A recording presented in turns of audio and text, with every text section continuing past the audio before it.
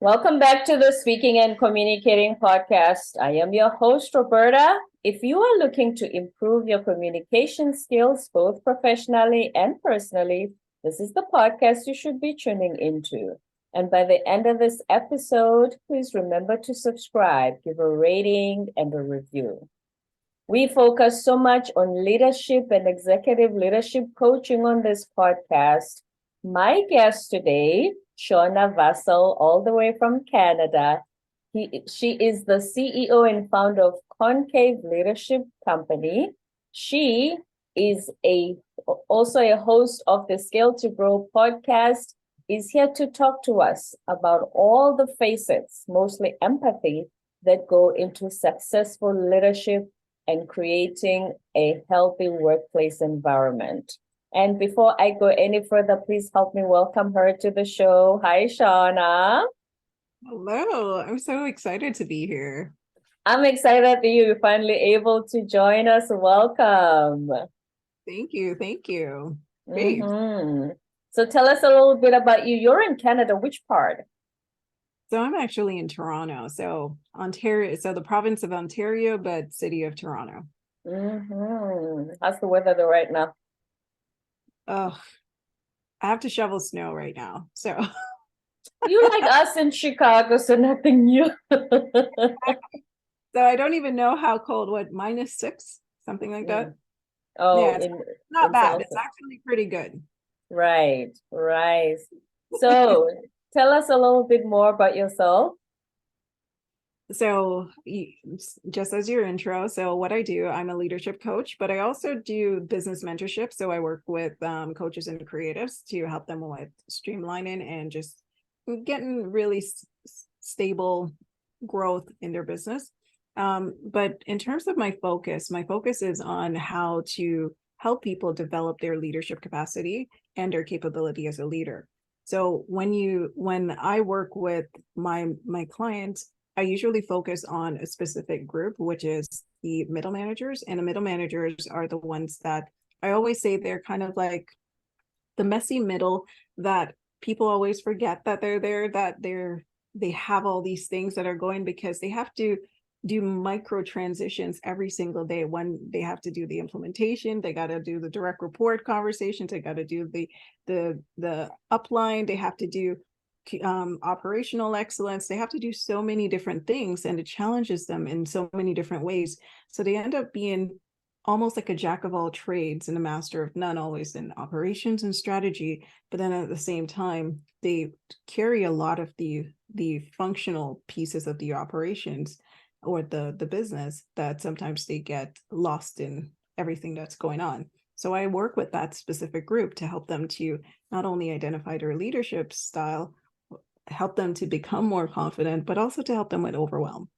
We usually talk about leadership, but we never put it the way that you just did. That perspective of look how much they have on their plate, and we always putting pressure on them to be empathetic, be confident, run the team well, create a better culture, but we don't actually take the time, I think, to show a bit more compassion on how much they have to deal with. Yes. And before that, is this what you did after you finished your studies, or did you have a career before that? Oh, no. So before all of this, I was an accountant. So I thought for sure I was going to be an accountant. Definitely did not feel it when I got like midstream after my studies, but I did move into more management. So I did more strategic management courses after that. But my roles leading up to the switch into coaching was I was in finance. So I was doing a lot of financial analyst forecasting, various things in the financial side of the organization. And then there was a time where my manager asked me to take on to cover for someone. And there was an issue that was looming for like 3 years. And I was wondering, okay, why we have this issue?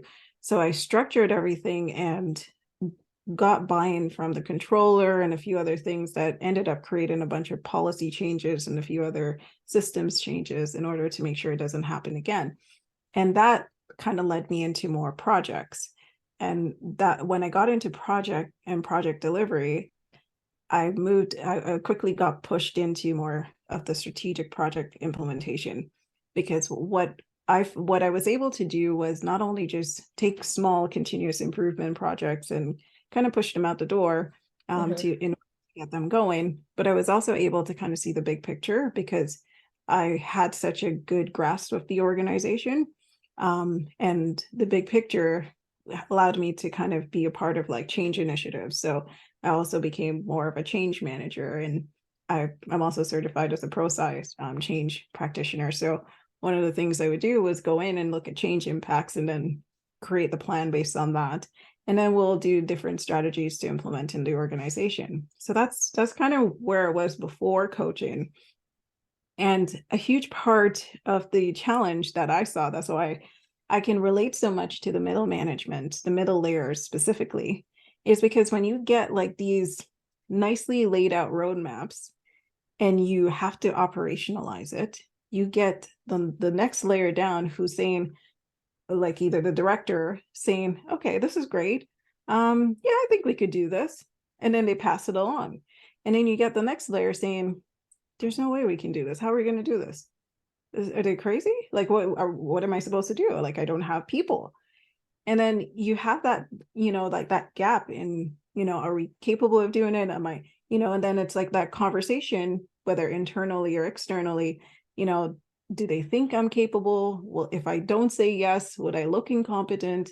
And so many things happen. So in that moment, like I would sit with people and folks and just say, okay, look, this is what's on the table. I can't tell you how to do your job, but I can walk with you through what are some of the areas that you can look at.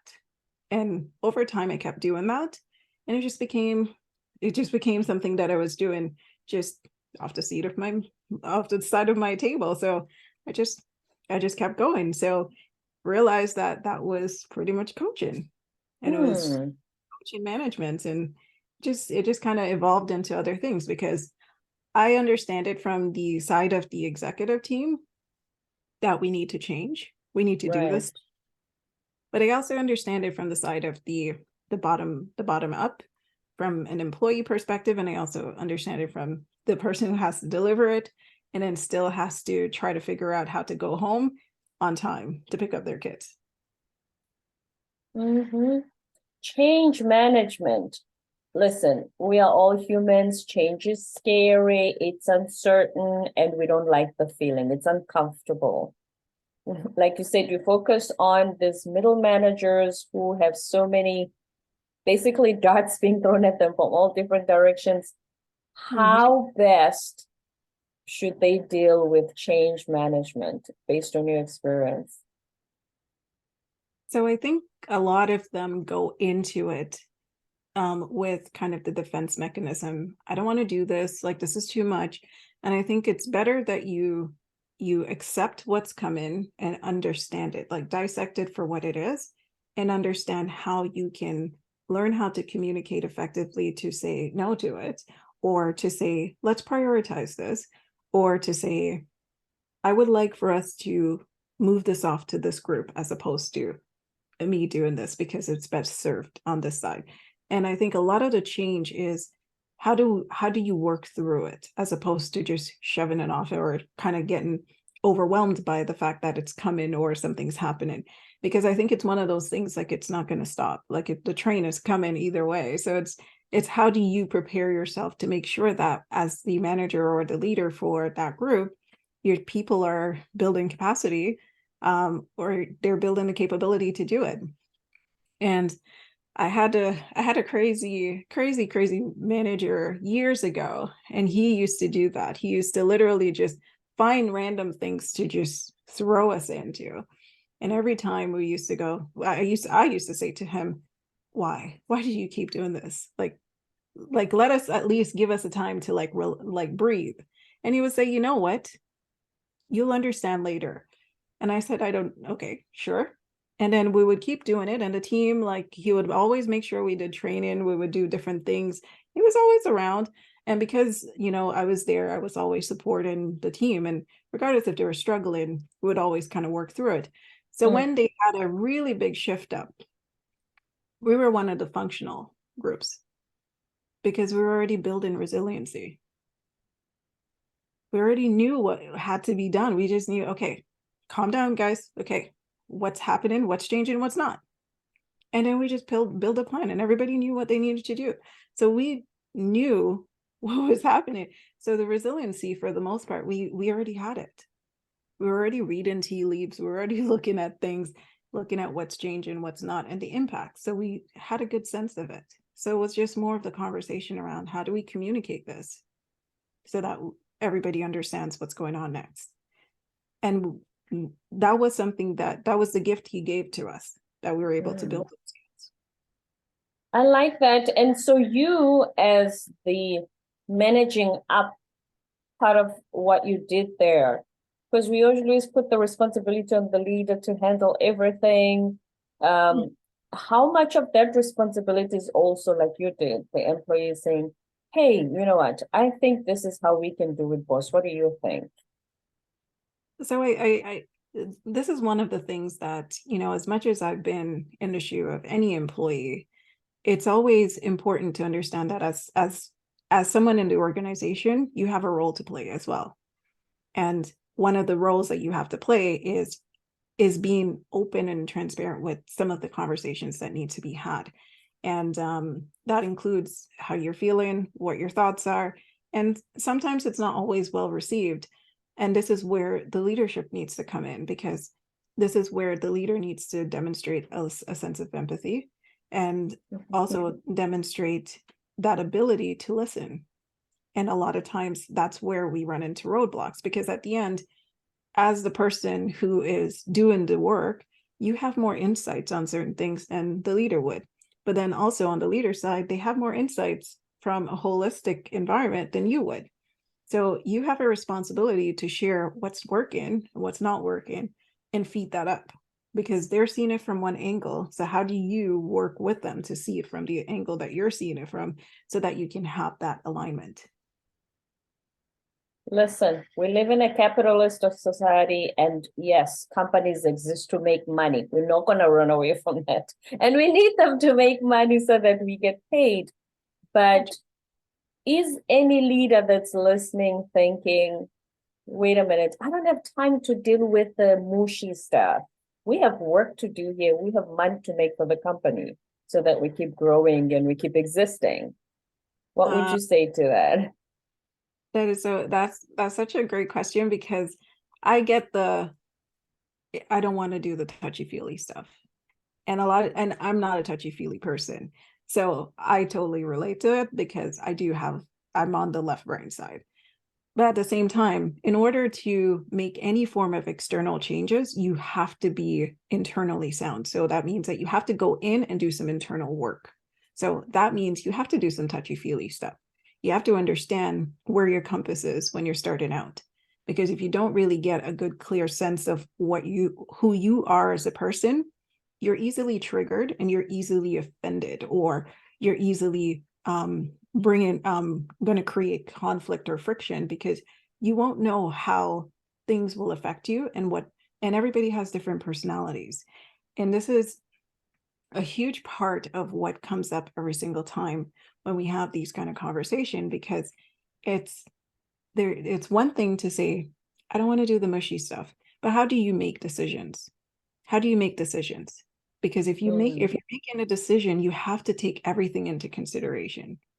A good decision is making the best decision based on what you know in this moment. And that's the best that you can do. What you don't know, because there's a portion of what you don't know you won't know. Right. Because that's just the nature of it. Now you have to now pay attention to, what do I know? What is in my realm of control? And part of that is understanding what your team has on their plates, understanding what's going on in the organization. And a lot of that is that communication, is building that connection, because you're not going to have those conversations if you don't have trust. If you don't have the connection, if you don't have the trust, there's no way you're going to get the kind of delivery and the innovation that you need to have, because everybody now is looking for emphasis on influence versus a broader power base. Because how we thought about it was more, if I had more power, I'd have more influence. But now it's almost flipping itself over, because the more influence you have, the more power you're going to have. And I think we need to. So it's now in reverse. The one fits the other in the opposite direction. Yeah. So when you're thinking about that, you really have to think about, if you're all worried about the touchy-feely stuff, then you really need to ask yourself the question, how do I make decisions as a real leader? Because results-based decisions really have to come from having all the information that you can have in that moment to make the right decision. And if you're not building the bridge to understand kind of why someone is not going to be able to show up and do extra hours, and I'll give you an example. There was a particular marketing company, and they were struggling with workforce planning, because people were always jumping in and doing extra work and logging in on the weekends and doing all these things, but they were unrecorded.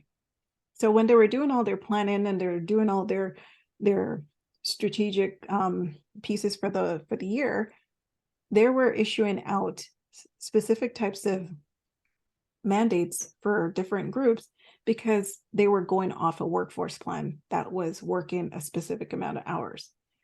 When those people left the organization, or if they got sick, they realized that the capacity for the new person was very different. Even if they ramped them up and got them onboarded, they were trained, everything was in place, that person could not operate at the same capacity.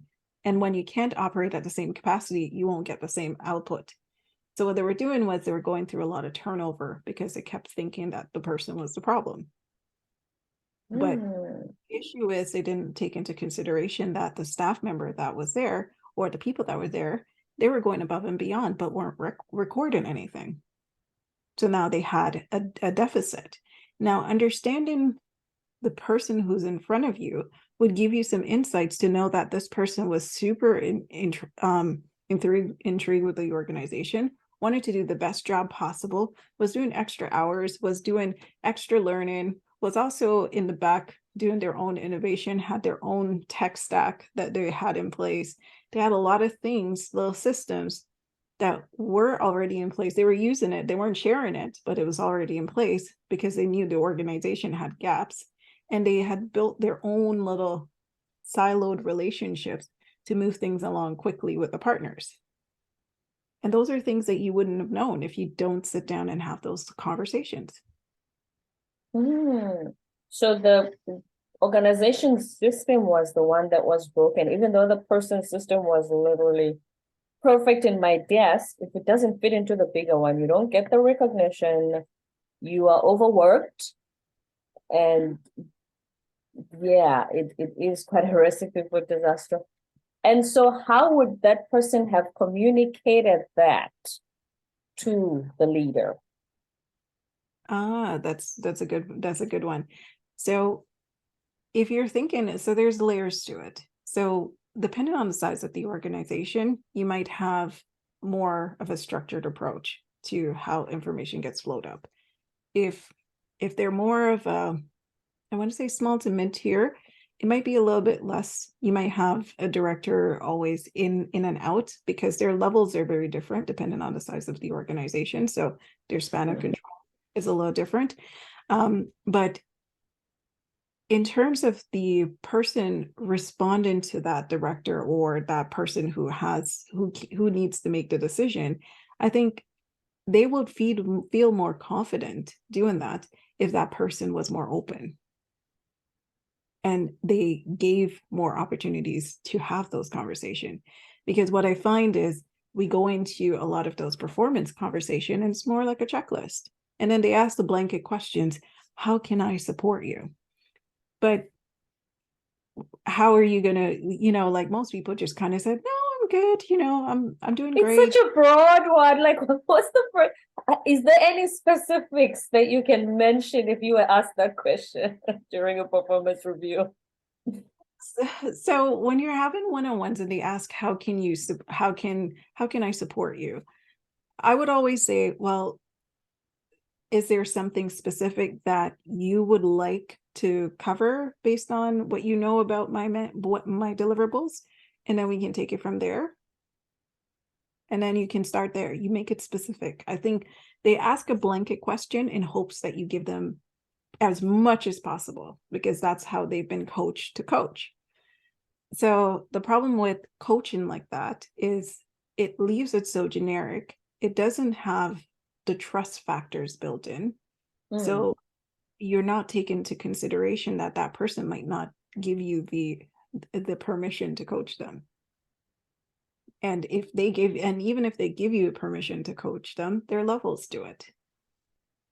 So what level are you? As a manager, do you really want to hear what I have to say? Or can I really tell you what I have to say without you start micromanaging me?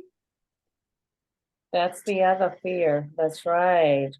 Because also, are you asking this question as a formality because your job states that you should, but you really don't want me to tell you what I'm thinking in this aspect? Exactly. And a lot of times that's what they're doing. They're really asking that question because they have to go back and update the talent management system, because that's what they have to do. Depending on the organization, they might have monthly check-ins, or they have individual surveys that they're being measured off of, or there's a quarterly report back that they have to do to say, how are we trending? Because it feeds into everything, right? There's a huge talent shortage right now. And a lot of the talent shortage is because we don't have a good pipeline of people. Because the expectation for the pipeline of people is that you're going to come out with a specific amount of skills. And what we're finding is those skills are not there because they need to be cultivated. So how much time do you have to cultivate those skills, and what do you like, what is the plan? But then you have the other portion of it where it's like, well, if I cultivate the skill, how long will they stay? So do I want to do that, or do I just want them to absorb the cost on their own, do the learning on their own, and then come here already pre-baked? Yeah, already made product. Mm-hmm. You mentioned conflict earlier. Listen, I love my brothers more than anything in the world, but sometimes we do have our own conflict as siblings. So imagine going to work, you manage a team of 10, 20, 50 people. Obviously, there's going to be conflict. Mm-hmm. And when you talked about it earlier, you specifically mentioned doing inner work. Can you elaborate more on that? Okay. So when you're thinking of conflict is usually like it's expectation not meeting reality for the most part. Like what you're expecting to happen didn't really go as planned, and vice versa. So when you look at what that means, the expectation is your expectation. So you have to think about when you're going through a conflict situation, you have to look at what was the expectation. So that is kind of like the overarching like frame. What is the expectation? What were we supposed to get? And was it clear? Because if it's not clear, then obviously expectation is not going to meet the reality of what you got. Now, when you get down into conflict, it's now understanding, how are you communicating now that you're in the conflict? Because, okay, we're at the stage, it's not going as planned. Now the conversation is, did I clarify it? And majority of it is communication. But under the layers of communication comes the personal biases. It tags in your own ability to have a connection or build that trust. Right. And it also has it also tags into just how you feel about either saying no, your own personal boundaries around things. Because a lot of times we're saying things, but we're avoiding saying things because we don't want to get the person upset. And a lot of that is either conflict avoidance, or it could also be the people pleasing side. And that's usually based on a lot of different personal beliefs underneath it all. So if you chip it away, what was the communication breakdown? Did I say it? Or did I avoid saying certain parts? Or did that person didn't receive it, right? And if they didn't receive it, now I have an opportunity to have that conversation. But am I having that conversation? And if you're not having that conversation, let's talk about it, because that's in your personal realm. Like, what's stopping you from having that conversation? So when you're thinking of conflict, we think of conflict as there's such a friction, this person didn't do it, but it all boils down to, what are the facts? What was the expectation? Like, let's put that there first. What did I expect? What did you expect? Where did it break down? And then take it down. If you strip away some of the emotional pieces and then bring it back in after, how did I feel? Why did I feel this way? That can lead you into a deeper conversation, because it's about you, because you can make a decision on how you're going to approach it. Because now I'll give an example.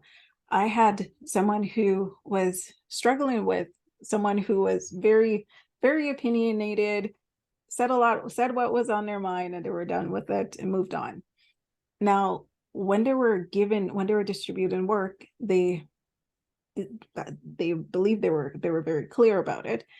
So they said what they had to say and assigned it. Now, when the results came back, they were missing pieces. And this piece was very important because it was part of their mandate to complete. Now, when they got to the employee said, well, it's not my fault that you didn't say what you wanted. Now, the person took that as, you're being insubordinate. Why would you say that? How is that my fault? You're the expert. You're the person who responsible for this. You should have come back to me and recommended something. So now the conversation now turns into friction because there's emotions behind it. This person is feeling, I didn't get what I wanted because it was part of my mandate. This person is saying, obviously, I can't give you what you want because you didn't ask for it. So the employee as well should have taken the initiative when they realize that there's a gap and bring that up. But perhaps being passive. Perhaps, but was it required? Also, not clearly communicated to her. Then so there's lots of layers there. So when that conversation came up, my first response was, were you clear in the initial ask? It's like, well, I did, but I didn't really, I expected them to know it. So I said, but you weren't clear. That's psychic. Yeah. So I'm like, but you weren't clear. You're acknowledging that you weren't clear. Yes. Okay. So did you communicate that maybe you weren't clear? No. Why would I do that? She's supposed to do this thing, and now I'm on the hot seat because she didn't do it. And I said, but you weren't clear.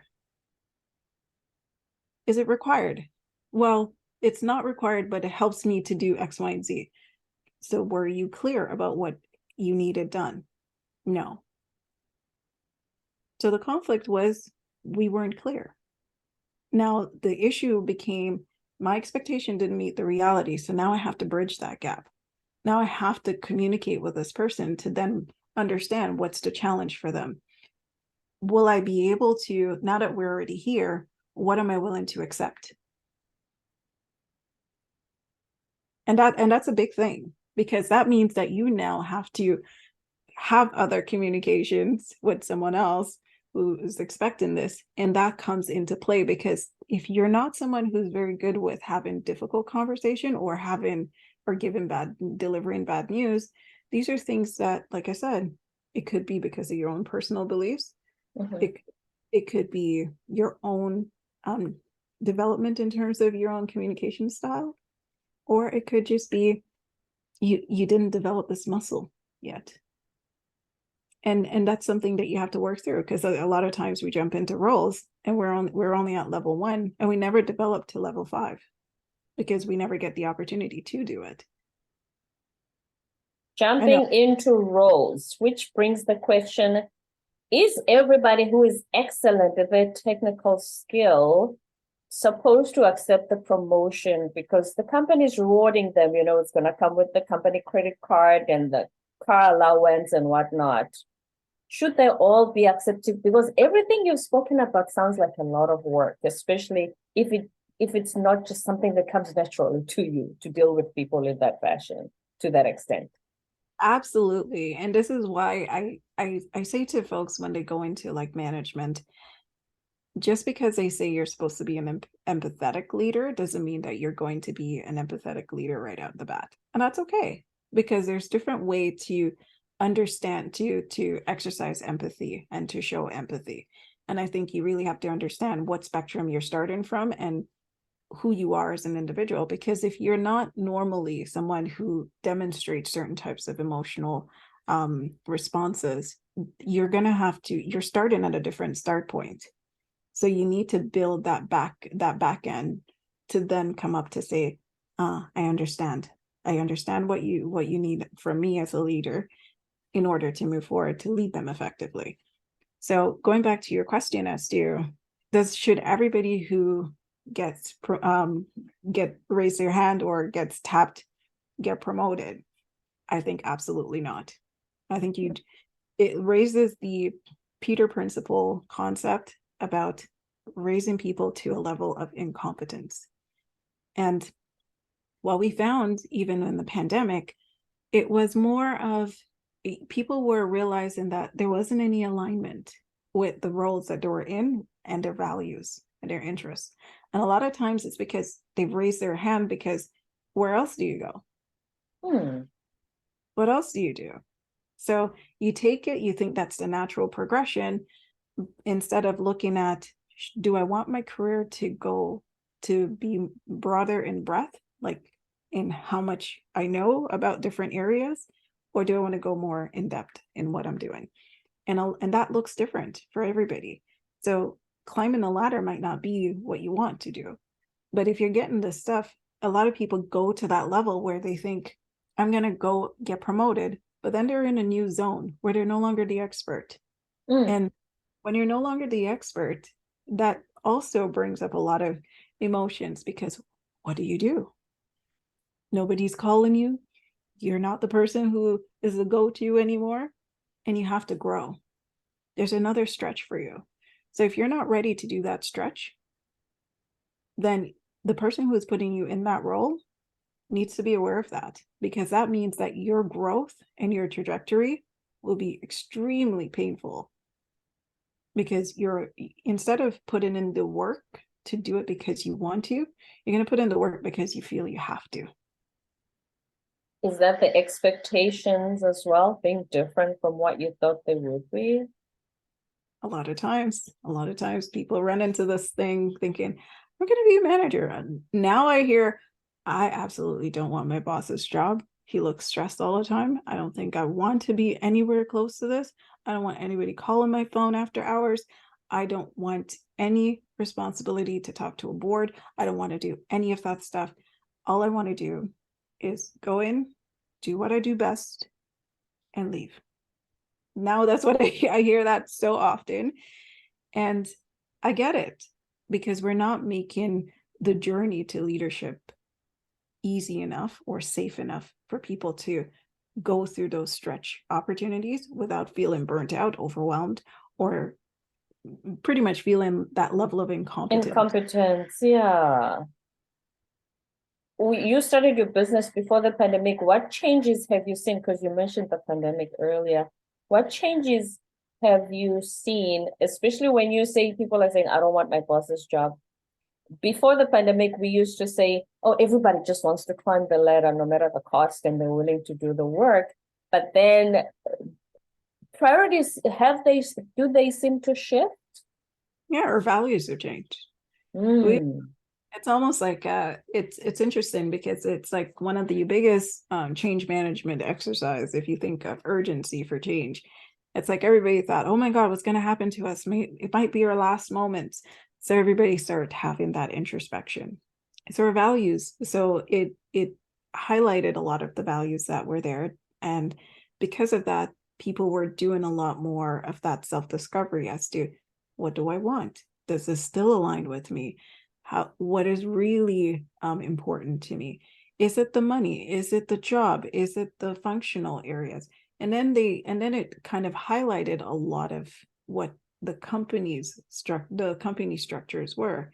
And a lot of people realize that even when you're, like the places that says, well, you can't work remote, and then all of a sudden, yeah, well, you can work remote, and then changed again and said, no, you cannot work remote. And it's like, okay, well, what is it? Mm. And we're seeing that, based on the values, we're now asking different questions. We're asking more culture questions than we used to before. Before it was kind of like a great exercise. Okay, we'll just go through the exercise because, there's value in it. We get people to stick around. But now people are asking different questions. They're going one layer deeper than a survey. And they're asking that in the interview because they want to know how they're going to be supported if there's a change. Are you going to put me on a chopping block just because your shareholder says we need you to cut costs? Because those things are very important to people. They want to know more about what the organization's responsibility is going to be to them, because that's shifted over the years. We've literally watched compensation plans shifted, like gone from, well, we can't give you that, to, oh my God, we need people. We'll give you whatever you're asking for, plus 10% above. And then going back to, well, we're in a really tough time right now, so we're not going to be able to give you exactly what you want, but we'll work up to it. So, but then costs are high. So people are looking at, okay, well, what does that mean for me? And is this the right? So lots of values have changed. And especially if you're not giving me what I was hoping you'd pay me, I'm not gonna miss my kids' soccer games on Saturday just because I gotta be at work. Yeah, and a lot of people looked at ways that they can live with what they have versus trying to chase a bigger paycheck. Values definitely changed. And then one last thing, Shauna, is there anything I didn't ask you today you wanted to share with our listeners?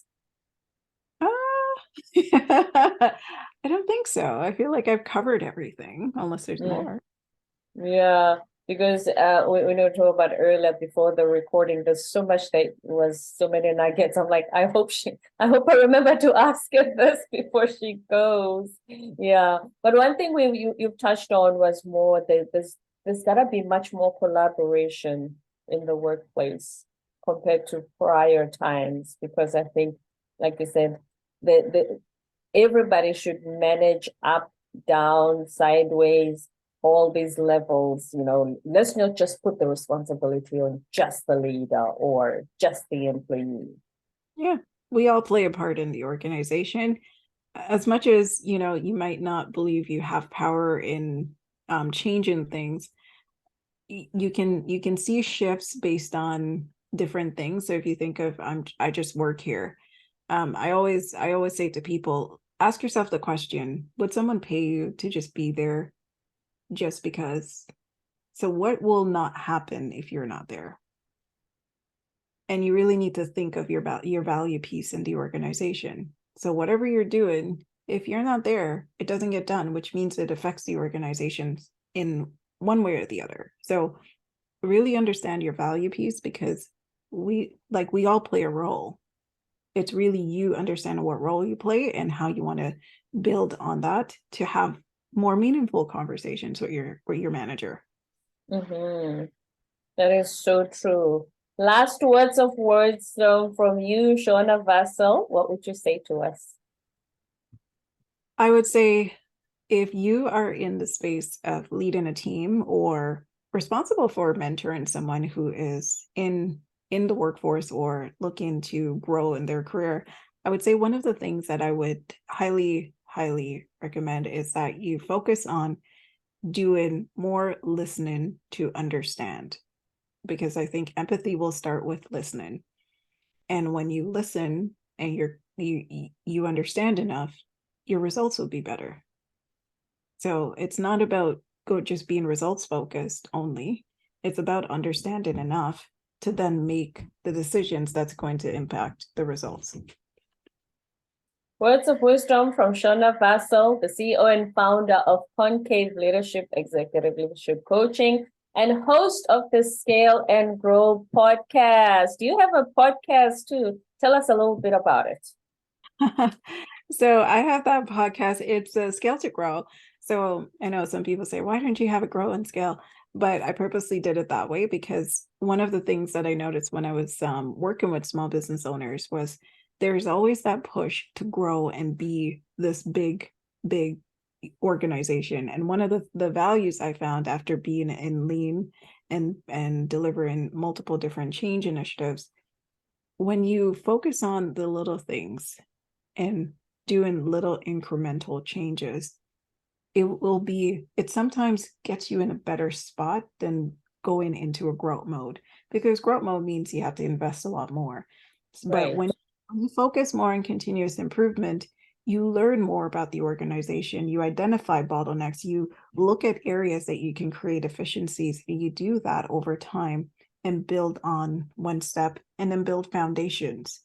So I always say, before you go into any form of big, high growth, start looking at implementing scaling measures first.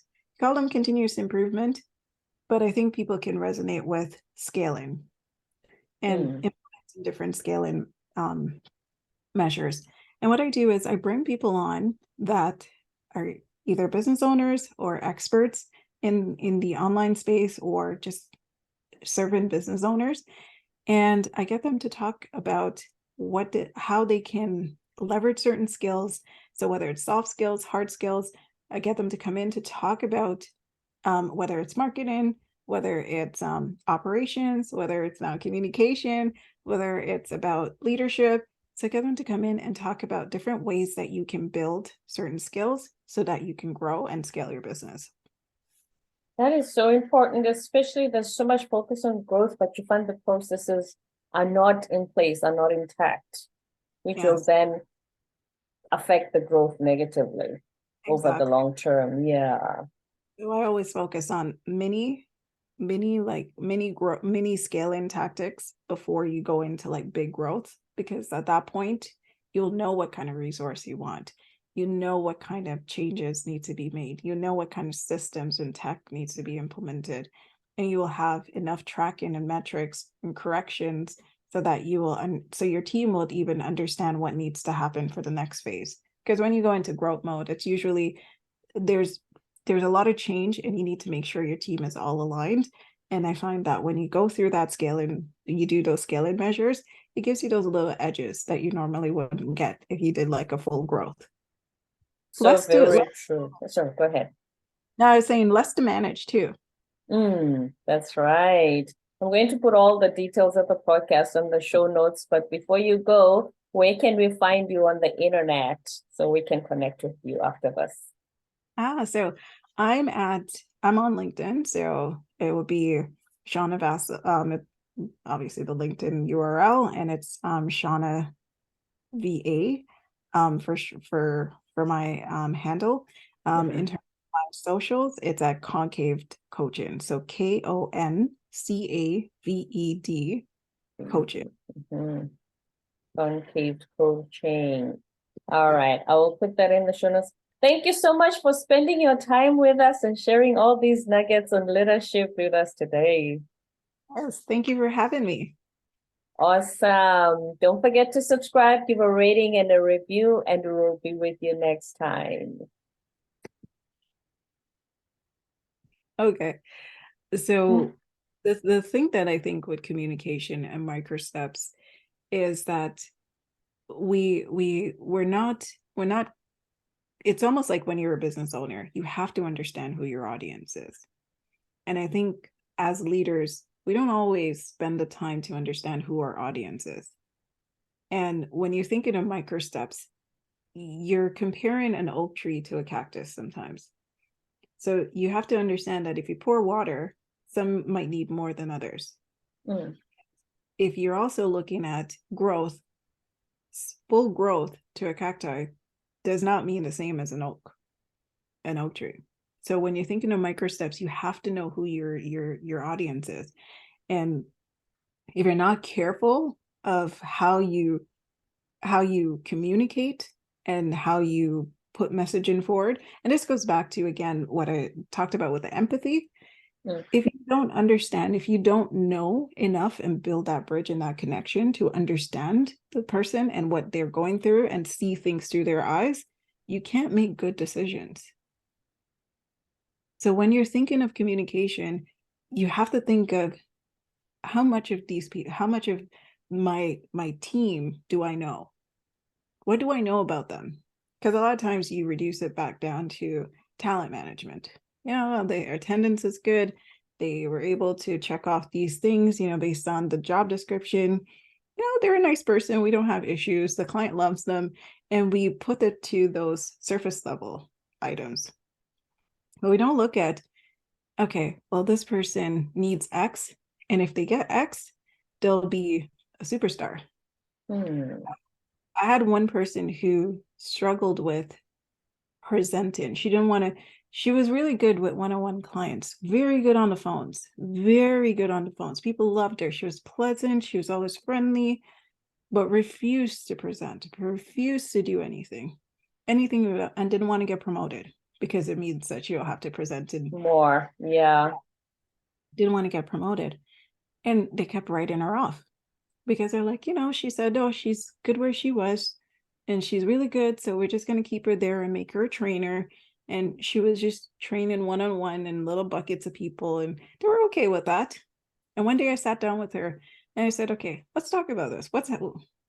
I want to understand. You're really good. But I feel like there's so much more here. So let's talk about it. What's happening? And she went into some details and she talked about just her past, and she struggled with it because she was always told that she was ugly or whatever, and she was going into some details about life. And I remember thinking, so for the longest time she's walking around with the fear that she's going to go up there and people are going to make fun of her. So she didn't want to go into a position because she felt that way, and she felt that because she didn't train or finish university, people will think less of her. So I said, okay, you know what? I said, outside of my wheelhouse, there's a lot here, a lot to unpack, but here's what I'm going to do. And I said, would you allow me to help you become better at this, or at least be more confident? There's no pressure. And she's like, okay, sure. So I signed her up for a few classes and sent her our mental health thing to get signed up with a therapist and stuff. And let me tell you, within a year, she moved into a new role. So she took the necessary micro steps to deal with how she felt about herself, her lack of confidence, and got the outcomes that she was looking for. When we looked at her position, we looked at it from a more strategic, okay, she's really good here because we're going to bring in new lines of business. So she's a stable person here. We're not going to have turnover. She's not going anywhere. And they were looking at it at that level, from that perspective, as opposed to looking at the person going, she's actually really good with people.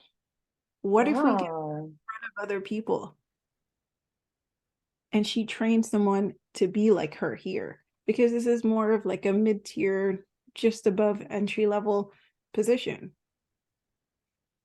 But they weren't thinking that. They were just thinking she's stable. This is one place that there's not going to be a lot of turnover, so we can bank on this person carrying the load. And that's the view, right? That's the view. And for her, she just wasn't moving because she just wasn't confident. Wow, look what a deterrent and a barrier the lack of confidence was. Yeah. Yes. So if you're looking at leaders in communication, I think we don't know a lot about the people that are underneath. And sometimes if you think about if you have a team of 200, the reality of and everybody's going to be it's probably not going to happen. However, you should make it not town halls necessarily, but find ways to integrate yourself or to learn more about people. Make it one of the mandatory things that your managers need to report back on different people to give you a sense of who's who. Right. Because It those things, should be part of the entire process. Yeah. like something a bit deeper, because what they report Mm. back on is usually, well, this person, really good at this, there's potential, are they a flight risk? No. What's their performance plan? Like, it's very matter of fact based on how can they line up with the strategic objectives. Mm-hmm. Shauna Vassell, CEO and founder of Koncaved Executive Leadership Coaching and host of the Scale to Grow podcast.